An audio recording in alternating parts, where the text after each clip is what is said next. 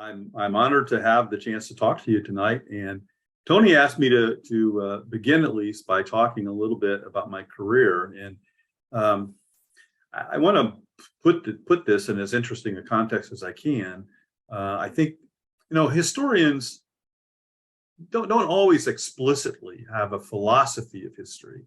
And I don't think, you could probably find a philosophy of history in my work if you really were looking at it very closely and reading between the lines, but it's not something I very explicitly talk about.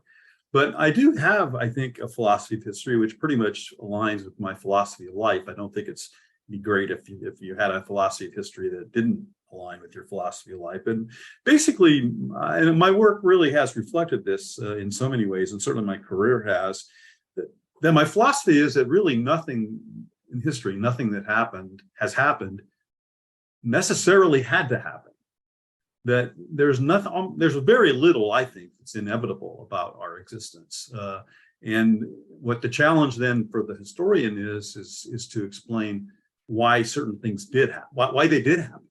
And because, if they're not inevitable, if they're not preordained, then there are explanations for why they happen. And I do play around in my writing to some extent, and certainly in my own mind, and I have with students. I'm very interested in alternative history and what if questions, not necessarily because they take us down rabbit holes that are fascinating, which they can do. And I certainly like alternative history as a literary genre. I've read quite a bit in that area. But I think by understanding why certain things didn't happen, you can have a better idea of why the things that did happen. And it's certainly been true in my own. When I retired from Auburn back in 2017, I was asked to give kind of a valedictory. We have every semester the faculty gets together and we have a faculty seminar, and one of the faculty members gives a talk, an after dinner talk. And so since I was retiring, they asked me to give a type of valedictory, and I found that very challenging to do. But what I found out, what I had to say that night was really that, when you look back when I look back at my career, and I think it's probably true for all of us, nothing was inevitable about it. It was not planned to be what it became. It was a lot of contingency, a lot of luck, a lot of serendipity. I find that amazing to find where we really get to in our lives and in our society through accident, through contingency. Again, it could be very, very different. The only real article I have ever published about this concept, this philosophy, is several years ago, maybe 30 years ago. I wrote an article after I'd given a presentation at Huntsville at a conference, which the paper was entitled, "What if Sputnik had not been first?" And basically it was, the explanation that I had to do in the talk was explain why Sputnik was first. It could have been different. There could have been circumstances where the American program had actually gotten the satellite up first. There are reasons why it didn't happen. But if Sputnik had not been first, how would the space programs have been? And I'm not going to talk in detail about that particular paper. I just brought it up because it was the one very explicit use of my philosophy that I wanted to bear on a subject. But just a couple of things. If Sputnik had not been first, if an American satellite had been first, NASA probably wouldn't. I think probably most likely would not have been created. The National Advisory Committee for Aeronautics, or NACA, had been in existence since 1915. It got a lot of criticism, as did a lot of other elements of the American nascent space industry after the Russians beat the Americans into space. But I think it took a congressional uproar and a lot of political opposition and criticism of the Eisenhower administration to create a new federal agency. And I think NACA might still have existed if Sputnik had not been first. And if they had proceeded under an NACA model, I think the program that would have been featured, not that it wasn't featured to some significant extent, but I think the X-15 approach to getting into space would really have been, it wouldn't have been a Project Mercury ballistic missile blunt body kind of concept. It would have been you wouldn't have been in such a hurry because you wouldn't have to be catching up with the Russians. And, in the 1960 presidential election, if Sputnik had not been first, Nixon would have won the presidency, not Kennedy. And if Nixon had won the presidency, again, under an NACA, more in an NACA world rather than a NASA world, then you wouldn't have had Kennedy, and you wouldn't have had a commitment to going to the moon in 1961. So I just bring this up quickly to sort of give you an example of how my thinking about, what's not inevitable and then what you have to do using that not to create science fiction, but to help us understand why things did happen the way that they did. Now, in my own career, and I'm going to, since Tony asked me to do this, I want to sort of lay this out, because to me,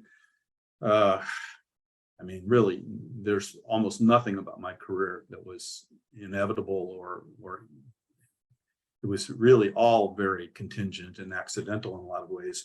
Well, when I was in graduate school at Ohio State, I was a history major, and I was getting a master's degree, and I was focusing on the history of early modern Europe, both French and German speaking areas.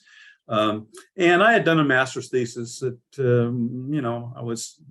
it had nothing to do with flight. I had nothing to do with flight in any of my graduate work at all.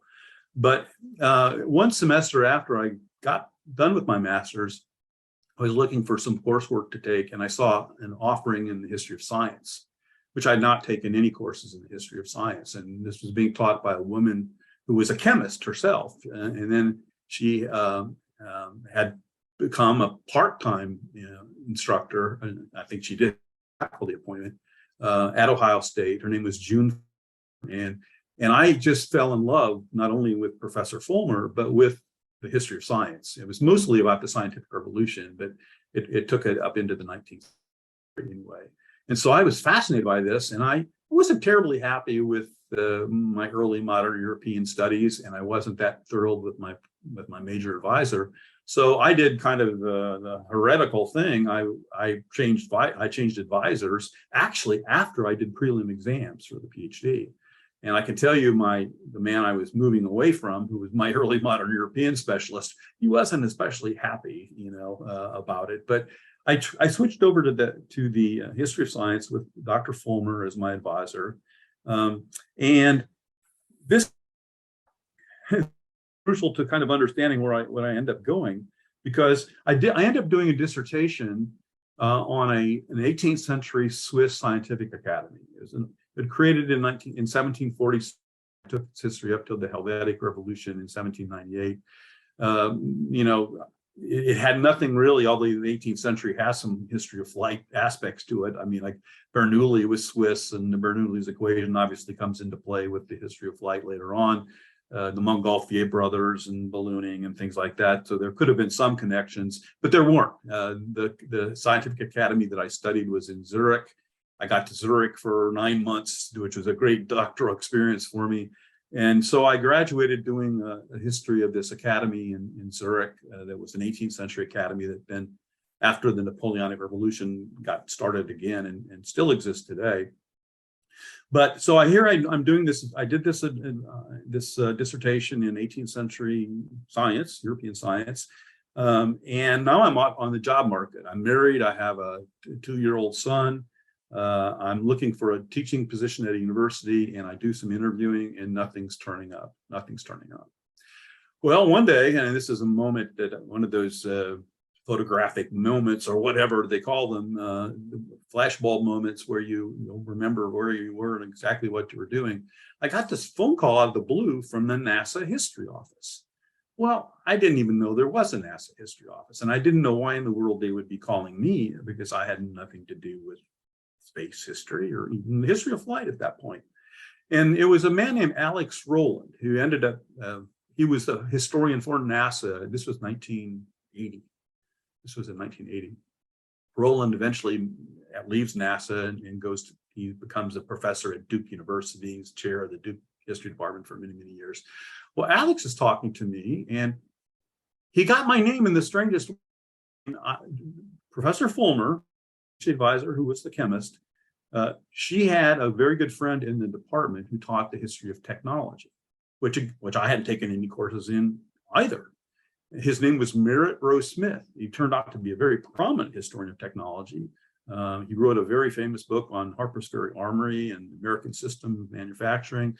And Rose Smith was a good friend of Jim's. And I saw him a couple of times coming to visit, but I never had a class with him. The only way I knew Merritt Rose Smith was I played on the history department intramural softball team. And our team was really very good. In fact, we won the intramural championship one year. And Merritt Rose Smith knocked me in for the winning run to win the intramural league from second base. And, that's how I knew Merritt Rose Smith. And that's the only way he knew me, other than he knew my and I sent hello to him sometimes in passing in the hallway. Well, at a meeting of the Society for the History of Technology, Alex Rowland runs into Merritt Rose Smith, and Alex is in a conversation, and they're looking for a historian to write a book about the history of the Langley Memorial Aeronautical Laboratory, NASA, which becomes NASA Langley Research Center. They'd been looking for someone for some time. It hadn't worked out. And Merritt Rose Smith knows, because of my advisor, that this young Hansen PhD is desperately looking for a job. And so he ends up deciding to call me, even though I have no credentials to speak of other than I have a PhD in history and I've studied some history of science, for a 20th century aeronautical research laboratory. I mean, I don't have any real background or reading in that area, but they needed to find somebody to do it. So he tells me if I'm interested. Roland says to me, if you're interested, Jim, you'll need to come to Hampton, Virginia. I had no idea where Hampton, Virginia was. I was a Midwestern boy. I had to get a map out and look up to see where Hampton was at, or near Williamsburg, or down on the peninsula. And so he said, you have to go. You have to talk to some people. You have to talk to the so-called historical program monitor that NASA had in the program, and then you'll have to stop in Washington at our office and introduce yourself to us, and we'll talk to you some more. Then you're going to have to write a proposal, and then the proposal's got to be reviewed by a committee, an outside committee, in order to get the contract, to give you a contract. Which is not to hire me as a civil servant; it was to give me a contract. Well, I did it all. I mean, what else was I to do? I needed a job, so I drove my car to Virginia, and I spent 3 or 4 days talking to people. I really wasn't sure whether I was going to be up to this or not, because I didn't have any background in it or nothing. And I stopped in Washington, and I had my conversations with Roland and with a man named Monty Wright, who was actually the chief historian for NASA at that point in time. And then I went back to Columbus, Ohio, where I was just finished my degree, and I wrote up a proposal. And I didn't find out, I got the contract. They gave me a 38-month contract to write the book. I was going to have to go to be at NASA Langley, in the archives, and find other materials that were in the National Archives, and do lots and lots of interviews and things.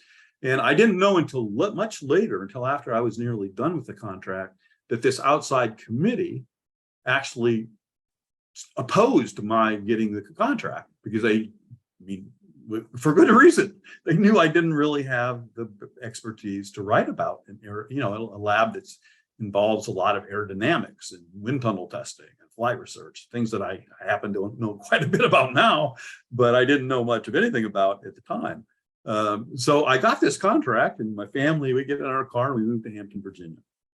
And I write a book. It takes me 3.5 years. I write a book that becomes Engineer in Charge, History of the Langley Memorial Aeronautical Laboratory, from 1917, when the laboratory first broke ground, to 1958, when NASA is established. So it was, and then I am immersed enough in the subject, and the book was received pretty well, certainly within NASA. They said, well, I thought, well, I'll do another book for you if you want. And so I got a second book. I actually got that when I was on a one-year appointment in the history department at the University of Maine, but got a second book, which became Spaceflight Revolution, which turned out to be, I mean, I'm going to have to boast here a little bit. It was nominated by NASA for a Pulitzer Prize, and it was the only book that NASA has ever nominated for a Pulitzer Prize. So I had these two books, and then I was out in the job market competing with new PhDs. I had two books out. And so I was in a pretty good position, and that's when I got hired at Auburn. Now,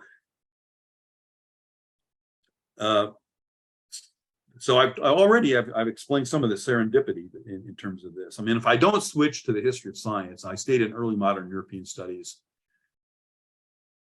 You know, Mary Smith doesn't know me, doesn't recommend me to Alex Rowland, I don't get a call from NASA. Who knows what happens to me if I don't make that change, you know. If Mary Smith is not a good friend of my PhD advisor, and if we aren't on the same intramural team and he doesn't knock me in to win the intramural championship, then he probably doesn't recommend me to the NASA history office either. And it's really going to NASA Langley and doing those first two books that really launches my career in so many important ways.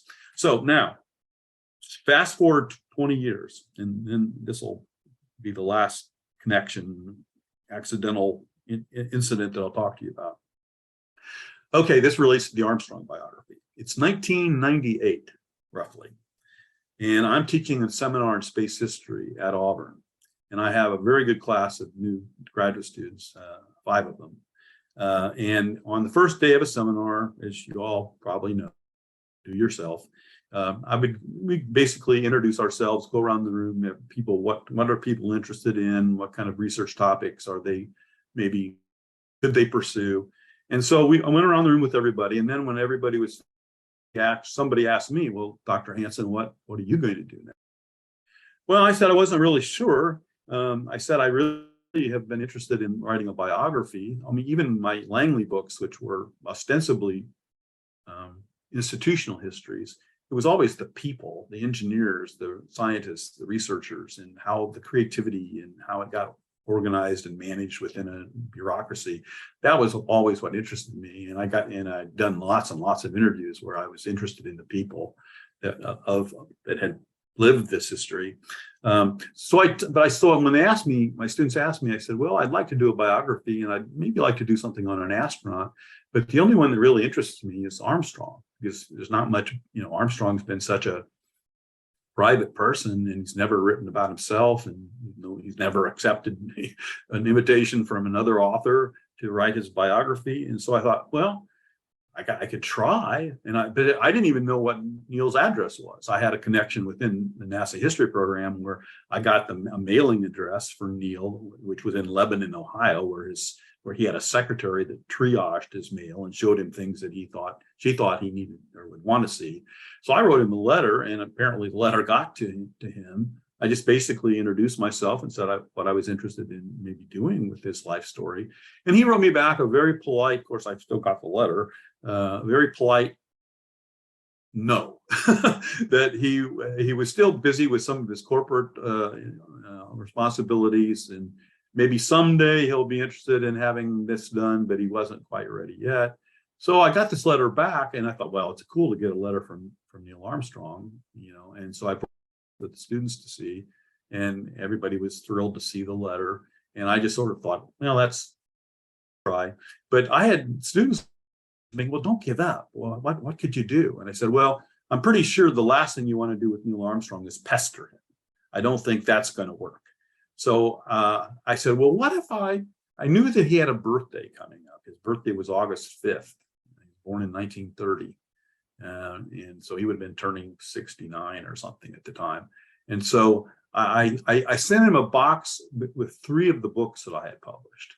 The 2 NASA books about Langley. And also I'd helped a man named Fred Weick, who's a pretty prominent name in early aeronautics in America. He ends up being the designer of the Ercoupe, the so-called simple to fly airplane, but he had been a big guy within NASA Langley or NACA Langley back in the 20s. So I helped Fred, who was still living, to write his autobiography. So I sent that one along because I thought, well, Neil's an engineer. He'd be interested in that too. Well, I just sent it. I didn't know if anything would happen. It was just a gift box. I wished him happy birthday. I didn't say anything about doing a book on him.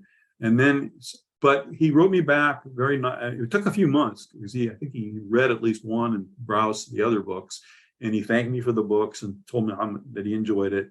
And he said, well, let's stay in touch. Well, one would think maybe that could lead to something quickly. It would be a 2-year journey, basically, before Neil and I came to an agreement about writing First Man.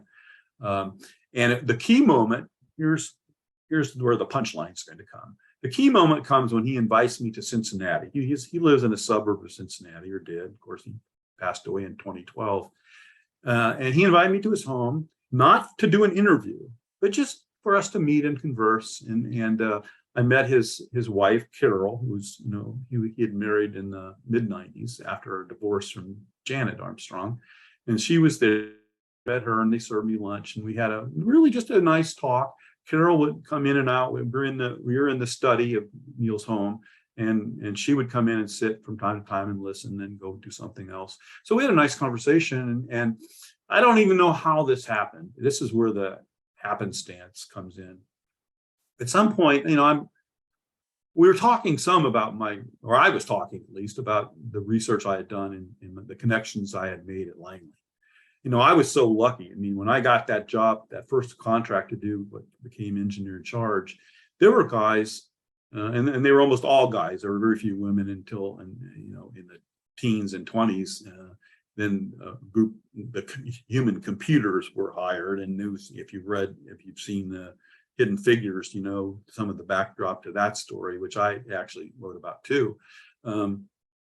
But I was mentioning people to Neil that I had interviewed or talked on the phone to. A lot of these people go back to World War I, certainly into the 20s. And at one point, I mentioned to him the name Jack Reeder, John P. Reeder. John was a younger, in that context, was one of the younger guys because he had come to Langley in like 1938. He was an aeronautical engineering graduate of University of Michigan, which, as you might know, was a really prominent aeronautical engineering program, one of the Guggenheim schools. And so he was someone who came to Langley and then was put to work in the full-scale wind tunnel. So he was a wind tunnel guy, which a lot of them were. But when the war breaks out, Langley's workload, gets really, really heavy. And they do a lot of flight testing for the new military airplanes to try to drag reduction, and in particular, but other problems would show up. And so what the NACA did to get more pilots for their own program was they would send some good candidates, good engineering candidates to the military to do flight training.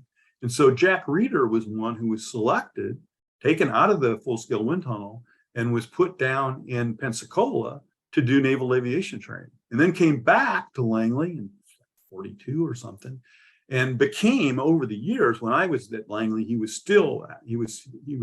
chief test pilot, and he was near retirement, but he becomes a very, very prominent test pilot, not prominent that probably any of you would know his name, and I didn't know that Armstrong would know his name. I probably should have guessed that.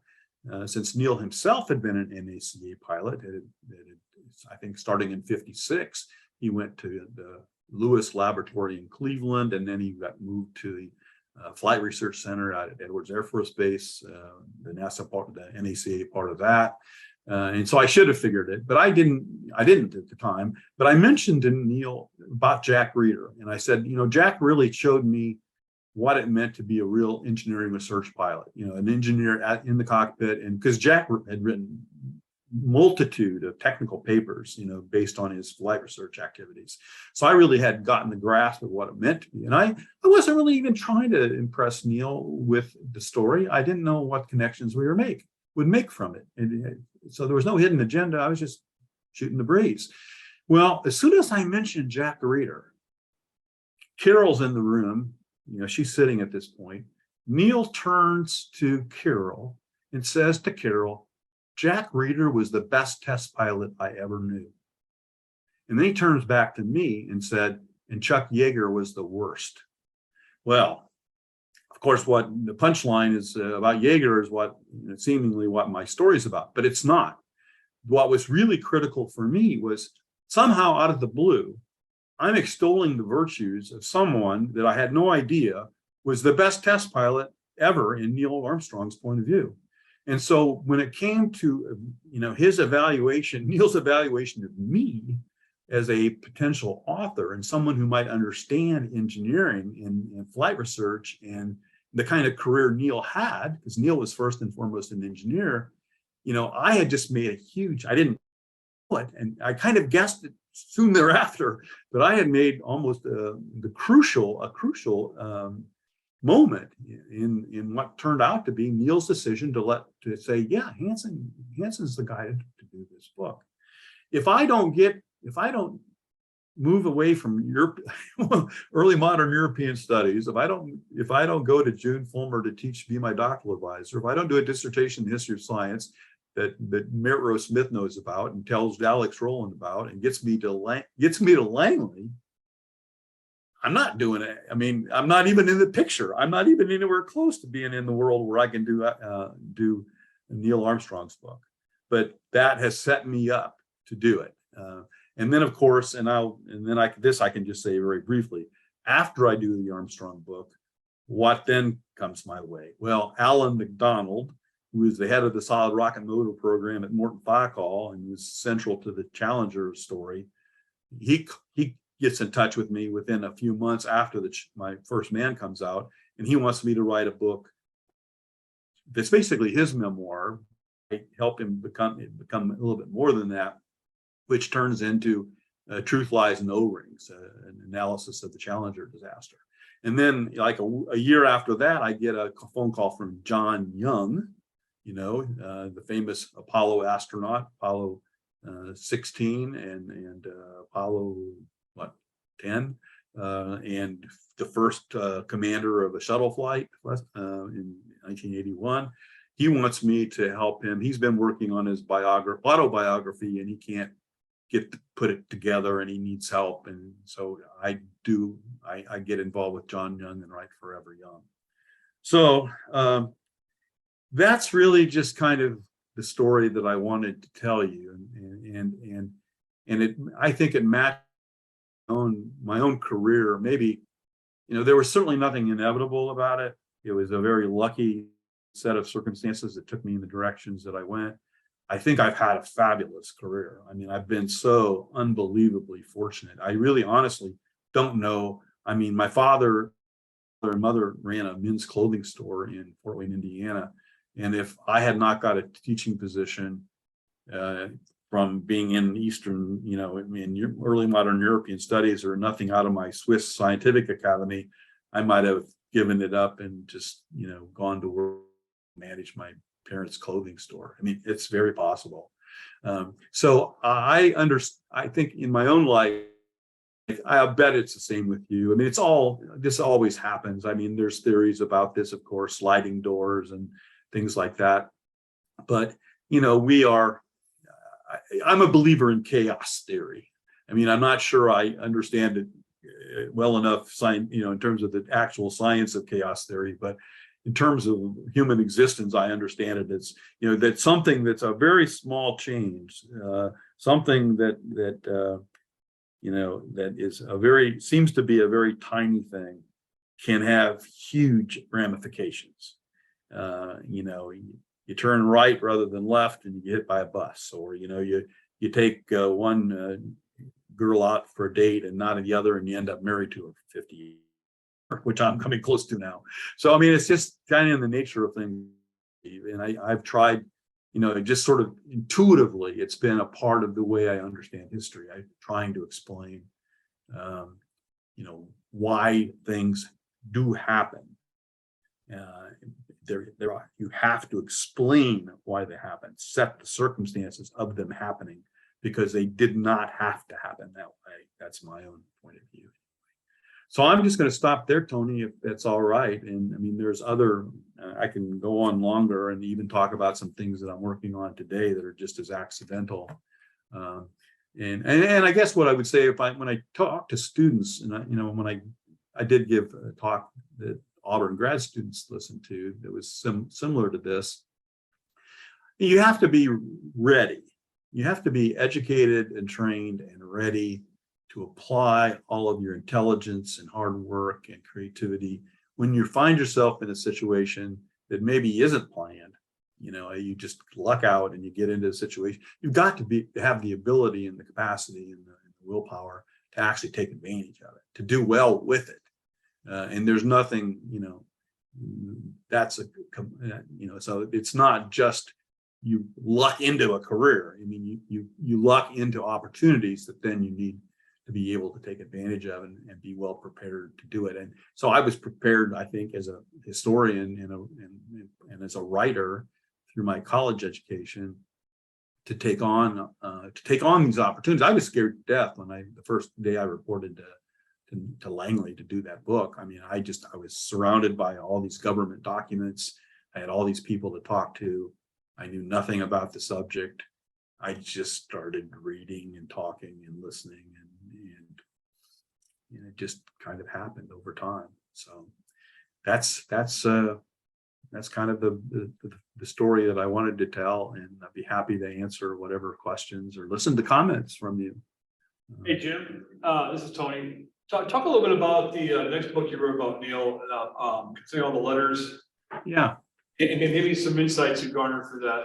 Wish I could say that when I finished First Man and it was published in 2005, that I had exhausted every last document that could possibly be relevant to Neil and his life. But I didn't have that I had great access. Neil gave me, good access, but he didn't like just Neil's papers. He had some of his papers in his basement, and then he had some of them in storage in a unit in this little town of Lebanon, Ohio, north of Cincinnati. And what I wanted was just to let him just give me the keys to the warehouse and just let me go into the documents. Well, Neil wasn't that sort of person to give people that sort of freedom.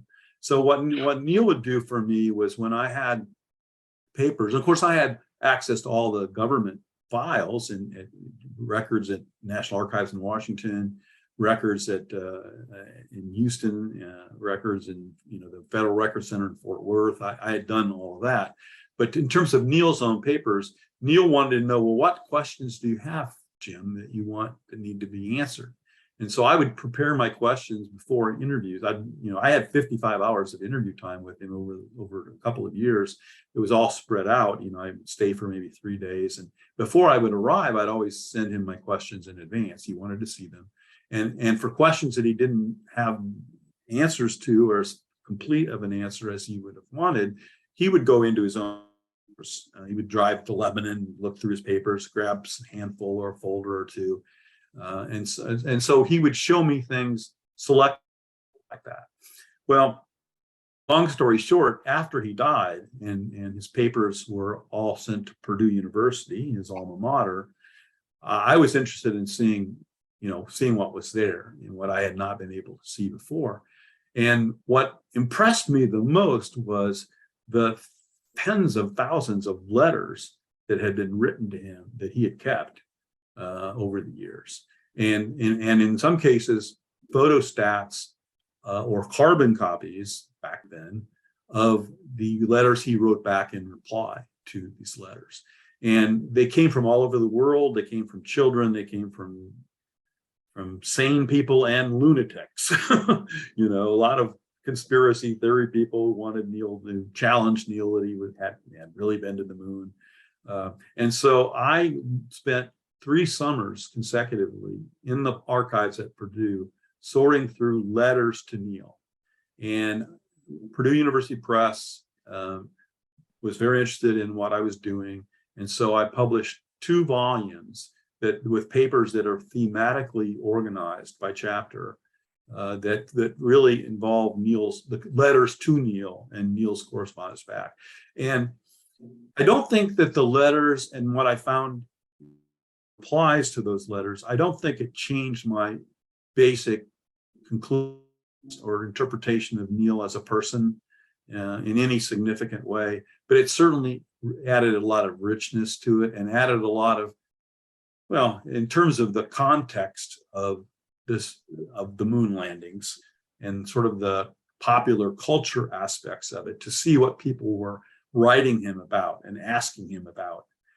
You got some unbelievable insights into who we were, who we as a society and on a global level were, in terms of, we have this huge event that's taken place in terms of human beings going to another world. And now what do we think about that? And what questions do we have for that guy that did it, And so two books, one book called Dear Neil Armstrong and the other one called were published in 2 consecutive years by Purdue University Press. And I think, they're full of gems, and they're just, there's probably a total of, in the 2 books, I'm just guessing, 600 letters that were included. So I had to be very, there were a lot of, it was interesting for me to go through, and I would sort of rank them. I would give them a rating from 1 to 10 as to whether they should be included or not. And it got down to some really close calls.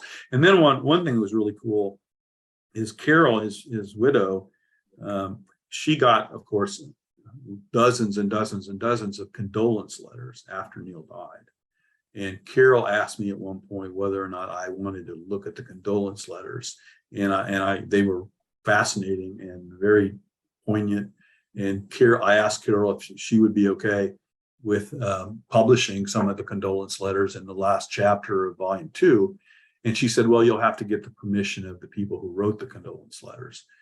That was challenging. It took some time, but I did get the approval of what was most difficult was some of the people that already died themselves. And so I had to go to their heirs to get the approval for the letters. So not so much of an accident there in terms of doing that, other than, because it was just basically my resolve that I really thought I should take a look at what was at Purdue. I'd actually gone with Neil to Purdue before he died. This was probably like 2008, when he was talking to the head of the library system about donating his papers, and he wanted me to sort of advise him on how what might need to be thought about in relation to that donation. So I'd gone with him there, and so once they got to how much time and energy and love I had invested in telling Neil's life story, I should take a look, and that led to the 2 additional books. One more question, and I'll turn it over to everybody else. I'm taking over prerogative here. This will be a brief one. You were directly involved in the filming of the movie First Man. You were on set a lot. You had some debates with some of the the director, et cetera, I know about. But a more kind of an emotional, kind of a humanistic question is, based on all the time you spent with Neil in interviews and getting to know him as a person, and the side of Neil that nobody ever really saw because he was a public figure and he kind of was guarded, et cetera. How well do you think Ryan Gosling captured his character, or captured him at his essence in that movie? Yeah, that's a really challenging question, Tony. In my experience with the movie makers was mixed. I think it's really, I think there's some real brilliance in the movie, and to his credit, Gosling was about as receptive to my presence and conversations with me. He sought me out a number of times for lengthy conversations about Neil, and I had lots of questions about how he was going to portray Neil and how he thought about portraying Neil. And so I can't really critique Ryan at all. We also had both Rick and Mark Armstrong, Neil's 2 sons. They were also consultants on the script and at the movie, at the shoots. And so they actually, their comments about their dad, back in the 60s at least, they thought that Gosling captured him, pretty well. He's a tough man, he's a tough character to characterize. He's just, he's a person that kept a lot to himself, and to try to dig that out is really, really challenging. I think one thing that I did obviously there was criticism of Ryan's portrayal, but some of it I thought was really not very meritorious. I mean, there were some people that knew later on in his life, that knew him through different social events or NASA events or memorials or reunions or whatever. And Neil, that by then was, Neil was always Neil. I'm not saying he changed in any tremendously fundamental way, but just because he was having a good time over a glass of wine at a party, do you really know the guy based on that kind of experience? There were a lot of people who said, well, that's not the Neil I knew. Well, how well did you know him? I never really had to mix it up with those sorts of things. Also, though I saw the criticisms and heard the criticisms, but there were people that knew Neil that worked with him intimately, including Aldrin and Mike Collins and others that were part of the Apollo program, that never knew that Neil had a daughter that died. Never knew it. He never talked about it. Janet really didn't talk about it. It never got brought up. Chris Kraft didn't know it. And he was on the selection committee, and the selection came right after the little girl died. People that were selecting Neil to be an astronaut had no idea that Neil had a daughter that just died. Dave Scott didn't know that he had a little girl. So, there were, and they also thought, there were people that said, well, the way the marriage was portrayed between Janet and Neil, that, I remember Mike Collins talking to me about this at an event and saying, well, I always thought that Neil and Janet, got along great. They were a great couple. Well, there's a lot about people's marriages and private lives that we don't have a clue about. And unless you are really investigating and you get, and what I did with Janet Armstrong, and I'm now free to say this, but I knew that I needed to talk to Janet Armstrong. I wasn't going to do a biography of Armstrong and not talk to his wife of 30-some years. And so at one point when Neil, and this is another moment I remember just as well as the Jack Reeder moment, I said to Neil, I need to talk to Janet. Do you have any problem with me talking to Janet? And he said, well, let me think about it. I want to talk to Carol and let me get back to you. Well, that was not there with Neil that you just didn't bring back up. You had to wait for him. And I think I had to wait a couple of months. And it was at the end of an afternoon of conversation. And he said, oh, by the way, Jim, I talked to Carol about it. And if you feel like you need to talk to Janet, you should go ahead and do it. But, I can't, I'm not going to help you. You'll have to find the address and make the contact and everything yourself. Which I did. And that was, and that's a heck of a story as to how I got, here you're trying to talk to a man's ex-wife who divorced him, 10 years, more than that now, maybe 15 years earlier. And why should she why should she go through all the emotional elements of telling about their marriage and the death of their baby girl and everything? Well, again, there was a period of time I couldn't mention this, but I can now. I had to pay Janet $20,000 to get interview time with her. And I wasn't really making that kind of money where $20,000 wasn't, pretty good hit on me. But I was just bound and determined I had to talk to her. Well, there were things that I heard. There were moments that I had to turn my tape recorder off. I do have like 16 hours of tape recorded interview with Janet. But there were times that she wanted the tape recorder off. She was in tears through a lot of it. And some of the things that she told me about Neil, people that knew Neil or people that knew them as a couple, like Mike Collins or others did, would be fascinated by some of the things that I heard. Not necessarily terrible about Neil. I'm not talking about that sort of thing, but very private stuff that there's just no way ever gets into any kind of record unless you talk to the people and have their confidence to do it. And so back to Ryan. I think Ryan did really a very good job. It's not the Neil Armstrong exactly that I knew or that his boys knew. But I think it's an interpretation. It's a portrayal of Neil that I think is pretty spot on. And the thing about the movie that people have the right to their own opinion about it. And I think there are some people that don't like the movie, period. Fine. But I think one of the problems with the reception of the movie was that people expected it to be a certain thing. They expected it to be a certain narrative. They expected it to be Apollo 13, but about the successful flight to the moon. It wasn't that. It wasn't that. It wasn't going to be made. Damien Chazelle, the director, would not have made that movie. He didn't want to make that. So he wanted to tell a private story, a personal story that was mostly unknown in terms of Neil's family situation and the marriage and the death of the child and the influence on Neil.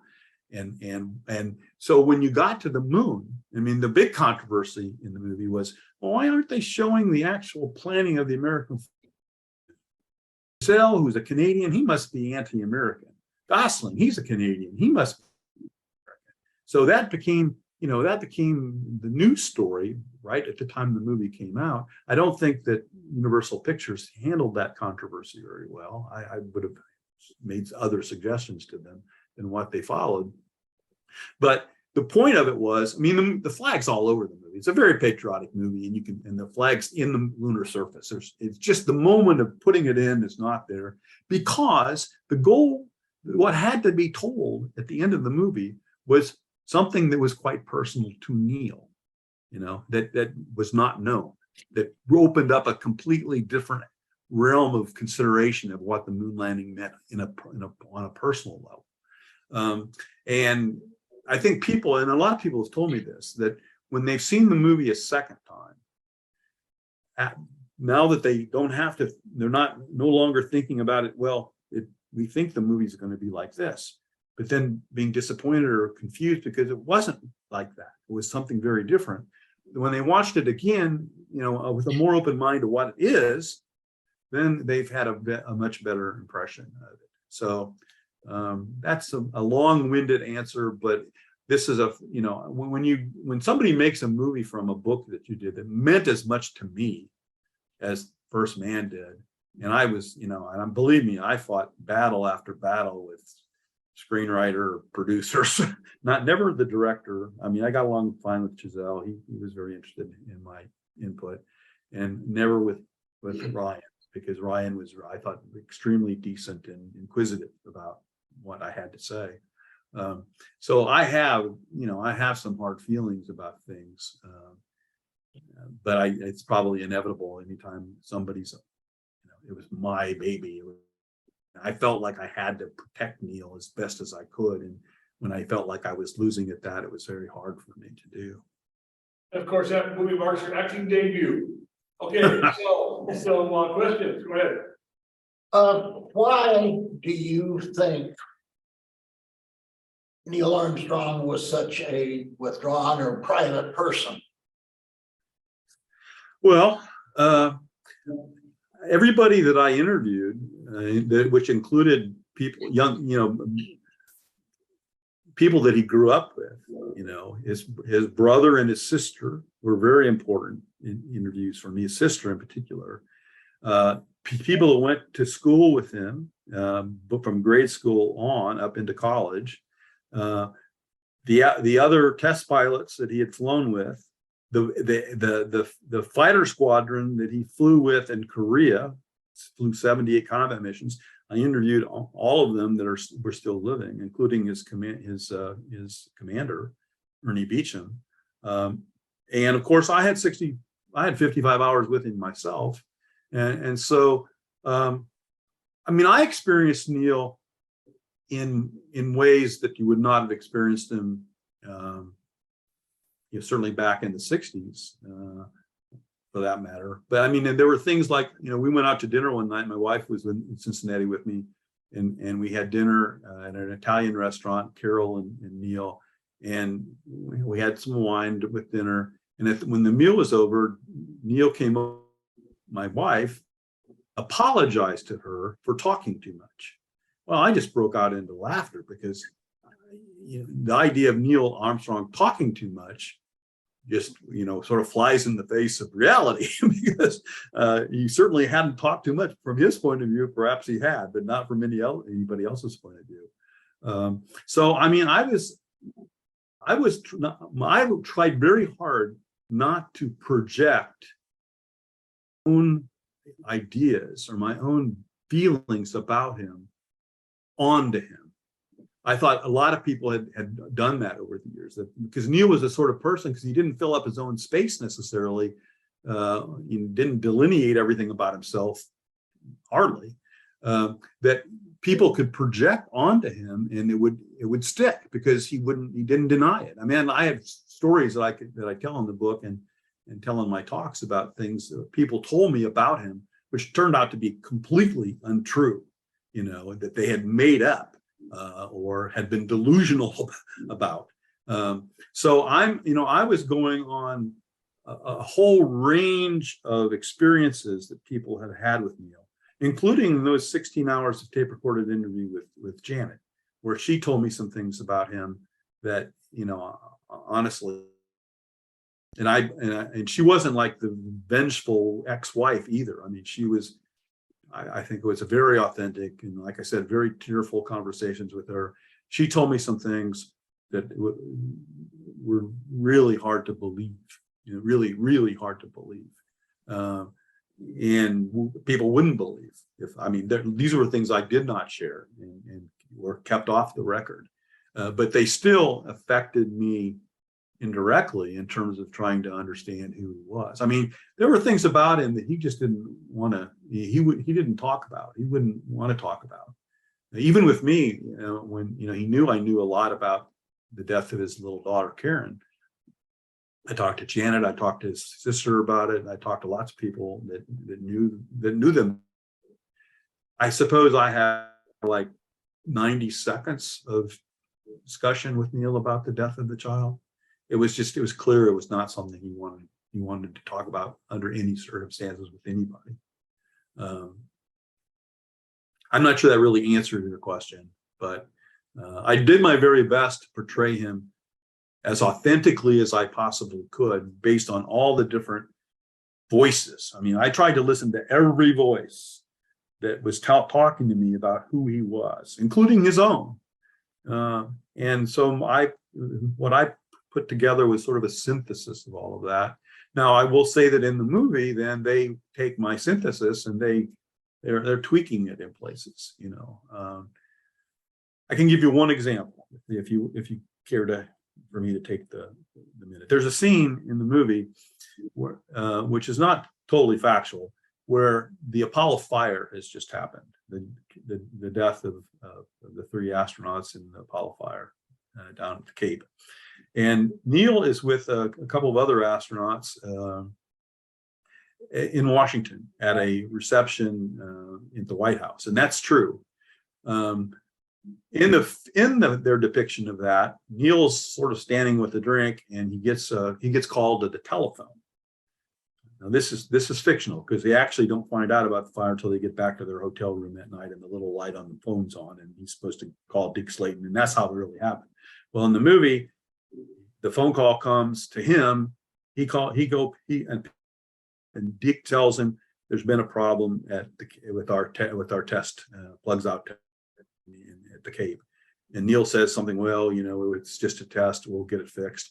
And then Dick says, no, it's not that. We've lost Gus and Ed and Roger.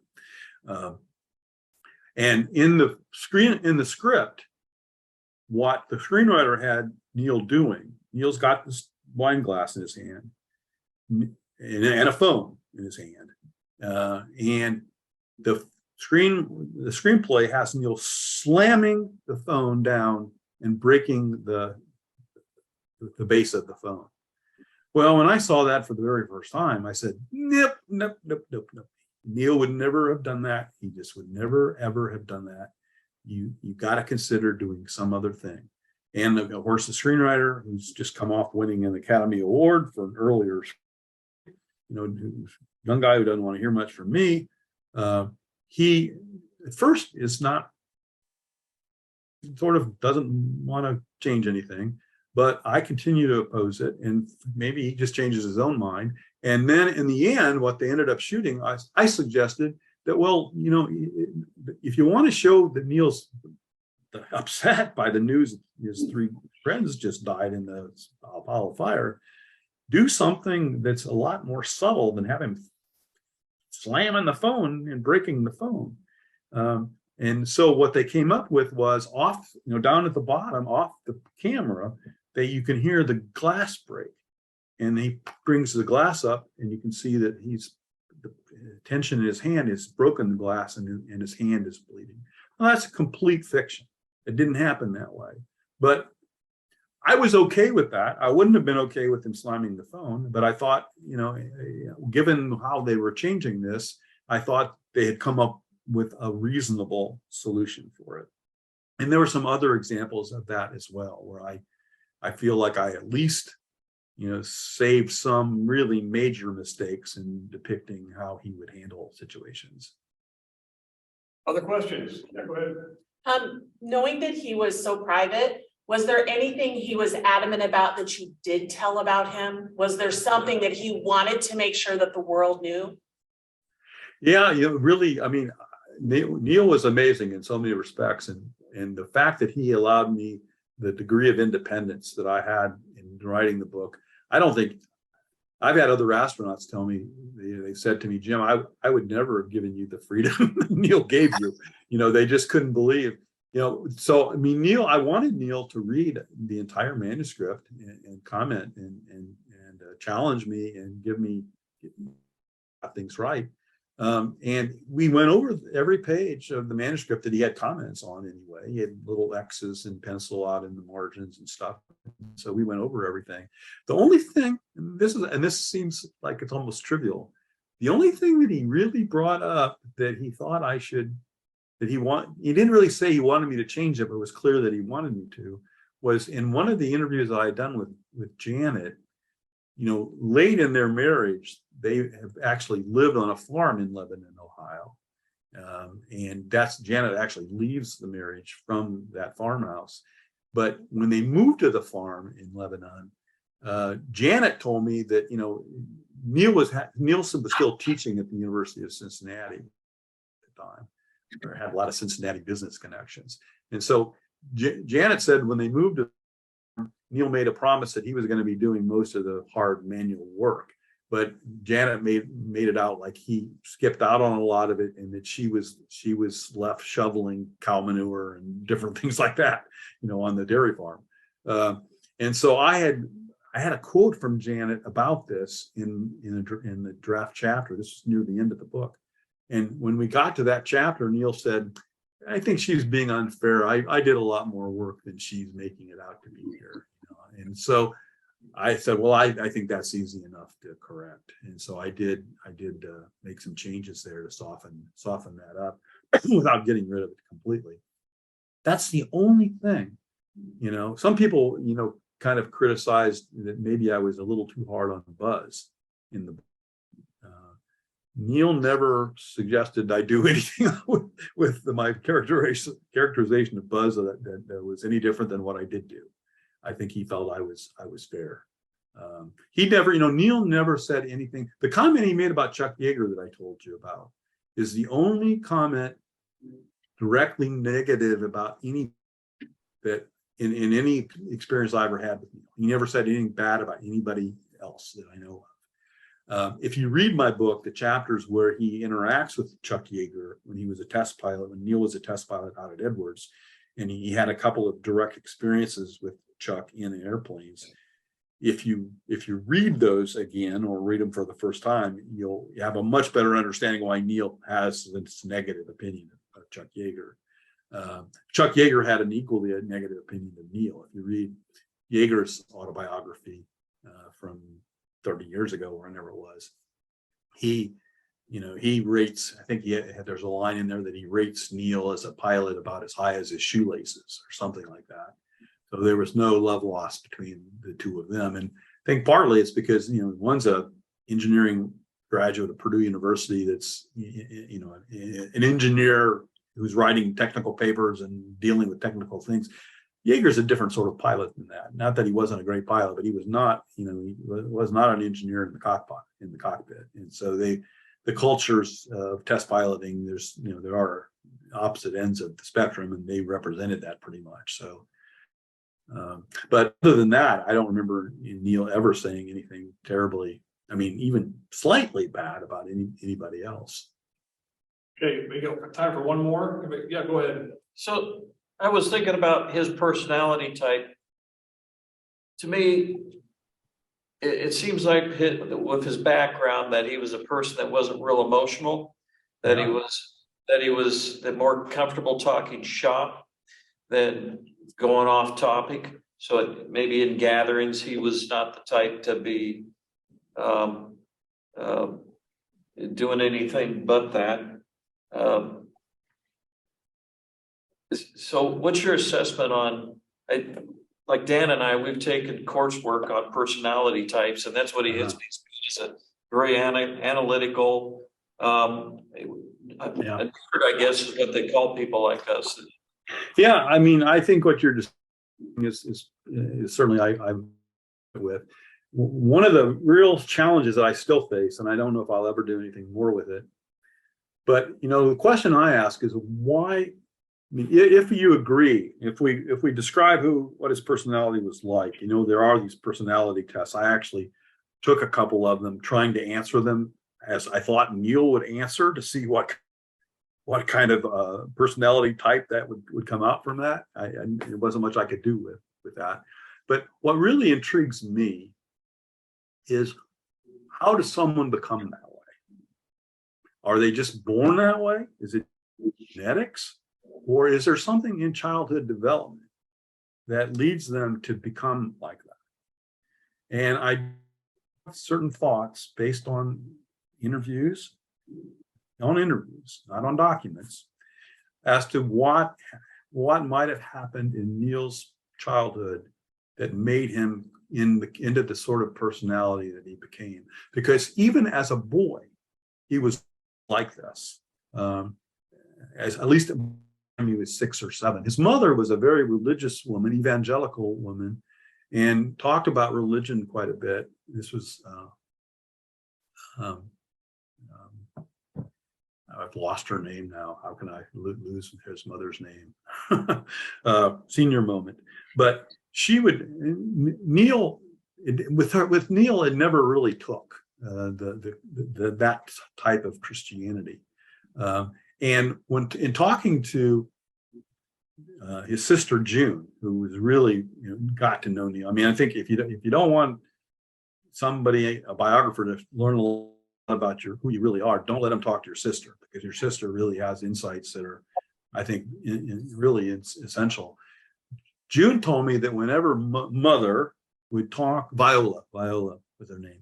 Whenever Viola would talk about religion, Neil would not argue. He would just listen politely and not say anything, and then just go his own way. And what's interesting about him is that personality, that aspect of his personality, remained constant for the rest of his life.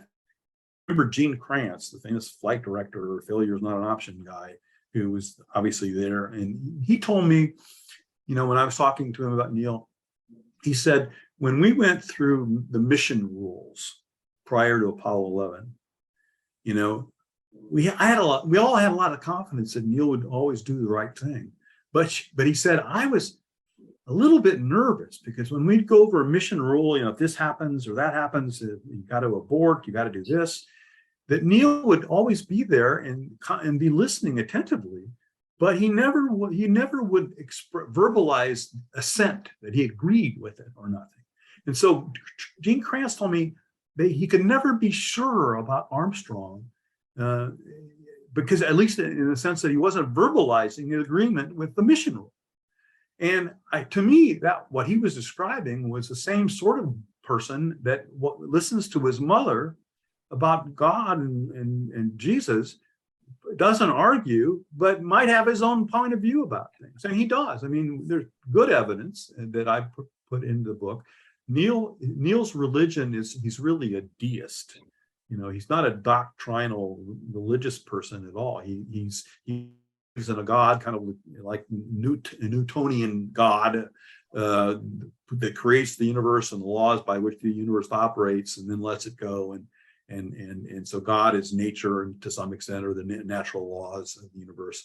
And actually, there's physical proof, documentary proof, that Neil identified himself as a deist. I've got that pretty much down.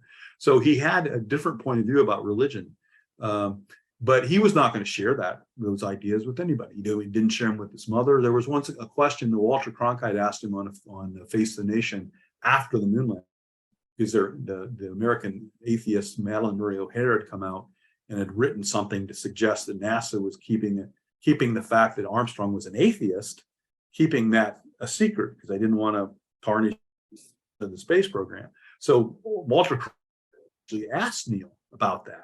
Well, what does Neil answer when Cronkite asks whether or not he's an atheist? Neil said, and this is you can find this on the YouTube. Walter, sometimes a man just wants a good cigar. He wasn't going there. If he didn't want to go there, he wasn't going to go there, and you couldn't get him to talk about it. And I think that's a personality type that goes way, way back. And honestly, there's some things that I still don't want to talk about, that the sister told me to suggest that I think if you could, and I don't think they're there, but if you could explore, Neil was the firstborn. He was very, very close to his mother, very close and very protective of his mother, not close to his father. When Neil went to Purdue and he wrote letters back home, they were addressed "Dear Mother and Family." If my kids had written letters that said "Dear Mother and Family," when they were in college, I would have gotten on the phone and said, "Hey, how about me? How about me?" There was something in the relationship with the mother and with the father, and the relationship of the two parents, that is definitely in explaining how Neil's develops as a child. But I could not go there because I did not have, I didn't have that evidence. I had good oral history from his sister and brother, and I had some letters that Viola wrote about her marriage later on in her life, which I do think I make some reference to in the book.